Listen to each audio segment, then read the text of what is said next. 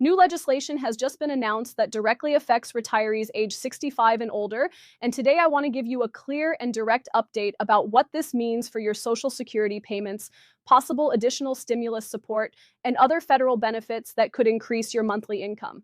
If you are already receiving Social Security retirement benefits, supplemental security income, or survivor benefits, this update is especially important because several new proposals and policy adjustments are now moving through Congress that could lead to additional payments, tax relief, and expanded eligibility rules for millions of seniors across the United States. I am going to explain everything slowly, clearly, and step by step so you understand what is changing, what is still being discussed, what may take effect this year, and how you can prepare yourself to receive every dollar you qualify for. The first part of this new legislation focuses on strengthening monthly Social Security benefits for retirees over 65 who are living on fixed incomes. Lawmakers have acknowledged that inflation over the past few years has increased the cost of groceries, rent, utilities, prescription medications, and health insurance premiums. Even though Social Security provides annual cost of living adjustments, many seniors feel that those increases have not fully kept up with real-world expenses. Because of this, a proposal has been introduced that would provide an additional targeted payment boost for retirees above a certain age threshold.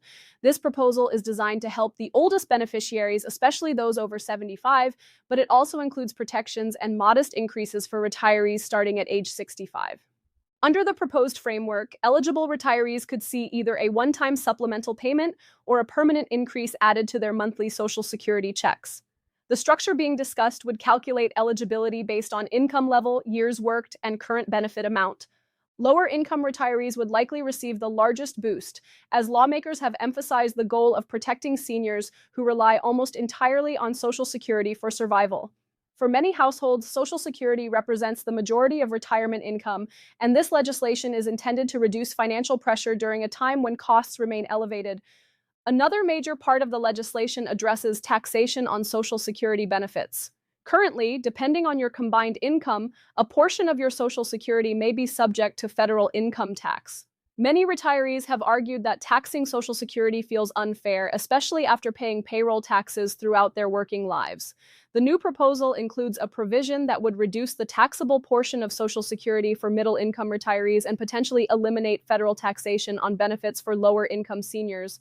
If passed in its strongest form, this change could increase take-home income without raising the official monthly benefit amount, simply by reducing how much is owed at tax time. In addition to Social Security retirement benefits, the legislation also includes language concerning supplemental security income, often known as SSI. SSI provides financial assistance to seniors and disabled individuals with limited income and resources. Lawmakers are considering raising the federal SSI payment standard, which would increase monthly checks for recipients. There is also discussion about updating the asset limits that determine eligibility. The current resource limits have not kept pace with inflation, and many advocates argue that they are outdated. If those limits are increased, more seniors could qualify for SSI, and current recipients may gain more financial flexibility without risking their eligibility. Healthcare costs are another major concern addressed in the new legislation. Many retirees struggle with rising Medicare Part B premiums and out-of-pocket prescription drug expenses. The proposed changes include expanded drug price negotiation authority and stronger caps on annual out-of-pocket costs for prescription medications. For seniors managing chronic conditions, these caps could result in meaningful savings over the course of a year. Additionally, lawmakers are reviewing income-related premium adjustments to ensure that middle-class retirees are not disproportionately burdened by rising healthcare deductions taken directly from their Social Security checks. There is also renewed discussion about a targeted stimulus payment specifically for seniors. While broad stimulus checks like those issued during the pandemic are not currently active, some legislators have introduced proposals for a senior relief payment tied to inflation metrics. This payment would be issued automatically to eligible retirees receiving Social Security, SSI, or survivor benefits. The goal is to provide short-term relief while long-term adjustments are debated. If approved, the payment would likely be distributed through the same direct deposit or paper check system currently used for monthly benefits, meaning recipients would not need to submit new applications. Another important feature of the legislation involves strengthening the long-term stability of the Social Security trust funds. Lawmakers recognize that protecting future benefits is just as important as increasing current payments. Several revenue-raising measures are being considered, including adjustments to payroll tax caps and new funding mechanisms. While these structural discussions may sound complicated, the key message for retirees is that Congress is actively debating ways to protect benefit levels for current and future generations. For seniors already receiving benefits, the focus remains on maintaining payment continuity and preventing sudden reductions. For retirees who continue to work part-time after age 65, the legislation also addresses earnings limits and delayed retirement credits. Some proposals would allow seniors to earn additional income without facing temporary benefit reductions before reaching full retirement age.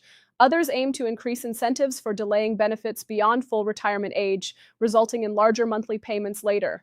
These changes are designed to give retirees more flexibility and financial choice based on their individual circumstances. Veterans who receive both Social Security and veterans benefits may also be affected by coordination improvements outlined in the proposal. While these are separate systems, improved data sharing could reduce administrative errors and ensure that eligible seniors receive all entitled payments without unnecessary delays. The legislation encourages modernization of processing systems, aiming to reduce wait times and improve customer service for beneficiaries contacting federal agencies. Housing assistance and property tax relief are also being discussed in connection with this broader retirement support package. Although not directly part of Social Security, lawmakers recognize that housing costs are one of the largest expenses facing seniors. Some states may receive federal incentives to expand property tax credits for retirees over 65. In addition, funding for rental assistance programs could be adjusted to better serve older adults living on fixed incomes. One of the most significant aspects of the announcement is the timeline.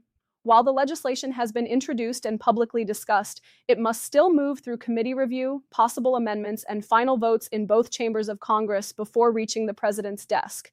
That means not every proposal will become law exactly as written. However, the fact that senior benefits are at the center of the debate signals strong bipartisan awareness of the financial challenges facing retirees. For now, retirees should focus on staying informed and ensuring that their personal information is up to date with the Social Security Administration. Direct deposit details, mailing addresses, and Medicare enrollment records should always be accurate to prevent payment disruptions.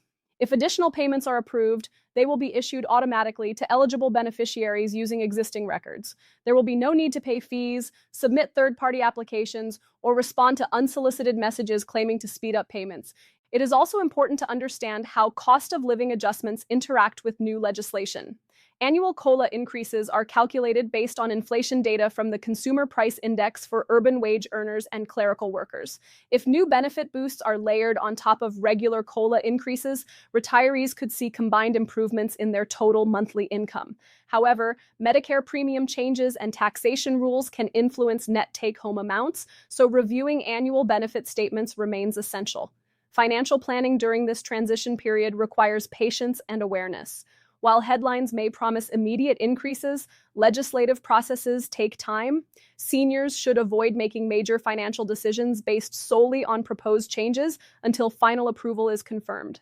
Budgeting conservatively and monitoring official announcements will help maintain stability while new policies are finalized. In summary, the newly announced legislation centers on strengthening income security for Americans aged 65 and older. It proposes additional Social Security payment boosts, reduced taxation on benefits, higher SSI standards, healthcare cost protections, and possible targeted stimulus support.